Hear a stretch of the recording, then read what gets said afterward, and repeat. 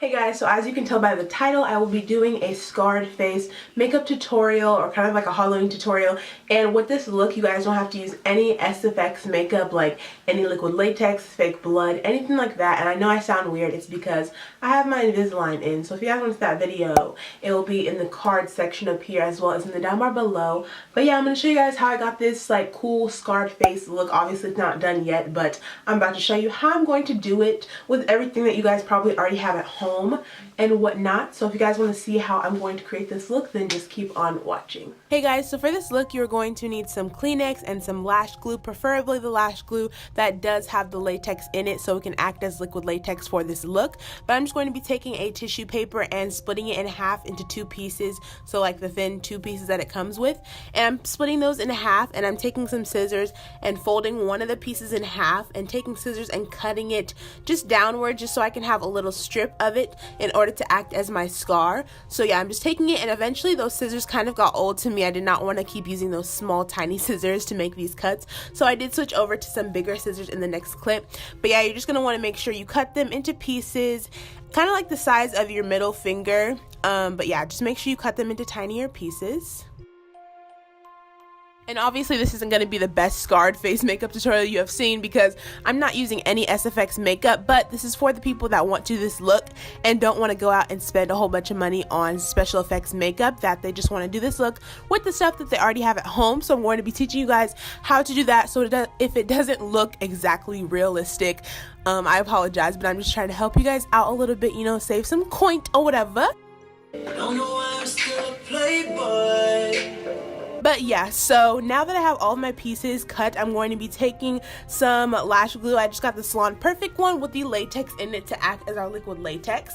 And I'm going to be taking an e.l.f. foundation brush, just like a a flat painter brush kind of. I'm kind of measuring out where I want my scar to be, just kind of holding it on my face and putting it where I want to. Then I'm taking the piece that I had and kind of splitting it in half so it's a thinner piece. So once we had already cut that piece in half, we're going to just split it to make it a tinier piece, if you get what I'm saying.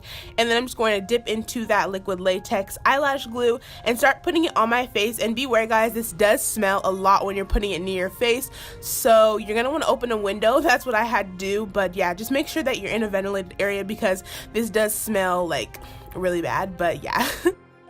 I'm just going to keep painting on the liquid latex onto my face and just keep adding layers and layers of that tissue paper that we had cut up previously. I added about 5 to 7 pieces on one scar, so just add as many as you guys like. If you want it to be thicker, thinner, doesn't matter. But as you guys can see, I'm just repeating the process over and over again. I'm making 2 scars, but I'm just on my first one, just putting down the tissue paper, layering the liquid latex glue over it, and then just keep adding more and more until it's like as thick as I want it to be.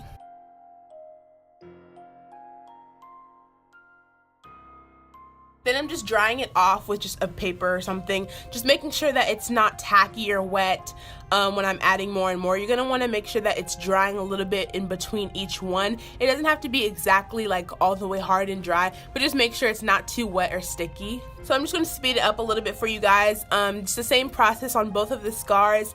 It's just putting the paper tissue on top of each one, letting it dry in between, and doing the same exact thing for the other scar, except the other scar is a little bit longer. I'm putting it a little bit down my neck, but it doesn't matter where you guys put it or how it is. I'm just showing you guys the technique. It can be however short or long you guys want it to, but I'm just going to be speeding this part up. I think you guys get the gist by now, but yeah.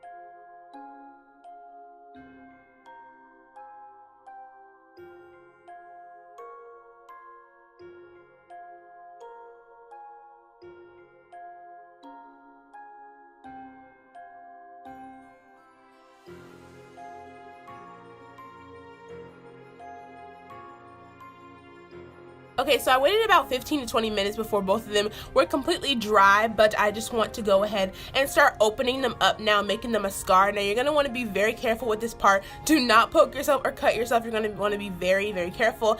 I'm just taking some tweezers and making a hole, kind of pinching the two together and kind of making a hole in order to put my scissors in.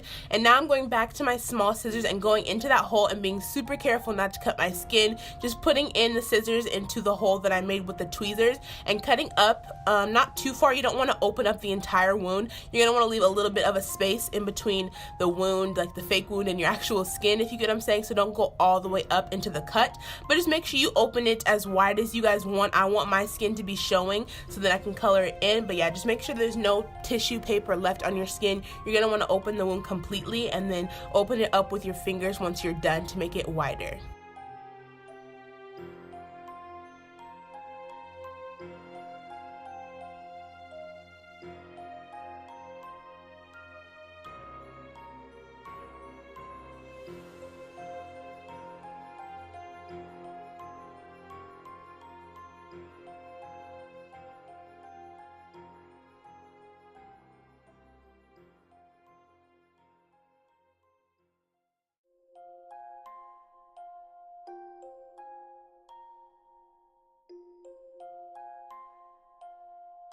And same thing on the other side, just taking the tweezer and making a little hole and going all the way up with my scissors. As you guys can see on the other wound, I did not make a complete tear. I made sure there was still some space on the end of the wound so it will look more realistic, if you get what I'm saying. But yeah, just making sure I open it up with my fingers.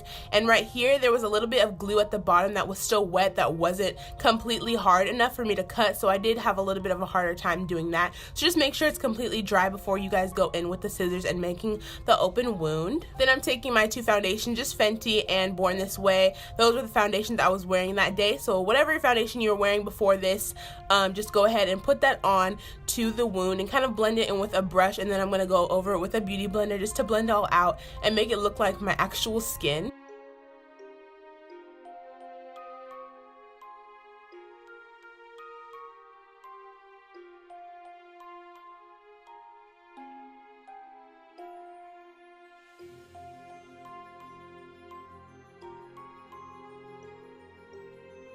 Then I'm taking some airspun translucent powder and putting that on with the beauty blender just to set it.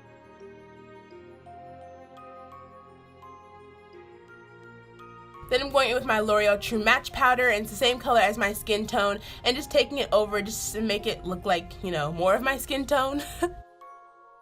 Then I'm going into my Morphe 35B palette, and I'm taking the two purple shades and the black shade just on a Morphe blending brush and kind of putting it in the wound and on top just to make it look kind of like bruised and purpley. Any dark purple color will work. You don't have to have this palette, but any color you guys want to use that looks kind of bruisey or purpley, just putting it inside the wound, on the wound. It doesn't have to be necessarily exactly where I'm putting it. Wherever you guys want to put it, just make it messy, not perfect at all. Just kind of bruise up your wound. Then I'm going into that red shade in the Morphe 35B and making my wound look kind of new. So you're going to want to make it look like bloody and like, how should I say this? Make it look like it's like fresh wound, like a fresh ass wound, just got beat the F up, and yeah, so just make it look bloody. Y'all already know what to do. I mean, this is just self-explanatory at this point, but yeah, just keep blending the colors together. And then I'm going into that green shade and kind of making it look kind of nasty-ish. I don't know, I was just mixing a whole bunch of colors here, to be honest. Like, just mix whatever you want.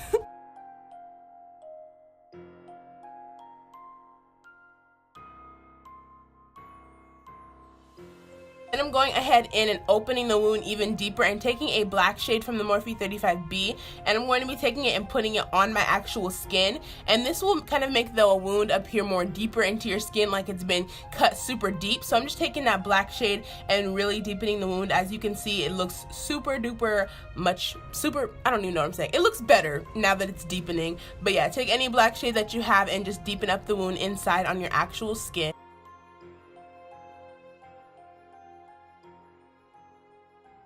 Then I'm just going back in with all those colors that I showed you guys previously and deepening up the whole entire wound, including the parts on my face, and just making it look more realistic. Then I'm going in with my MAC red lipstick. I will have all shades and all products down below, but I'm just taking it on top of the wound and kind of putting it on there to look like fresh blood and just smearing it around the wound and my face and my neck as well.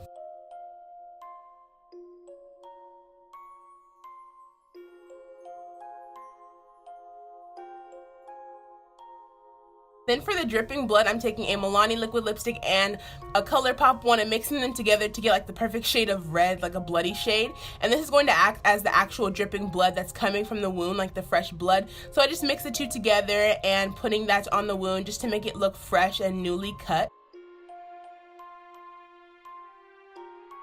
Then I'm going into my Mario Badescu spray and putting that into the lipsticks that I just mixed, the liquid lipsticks, and putting it on there as more dripping blood just to make it look more realistic.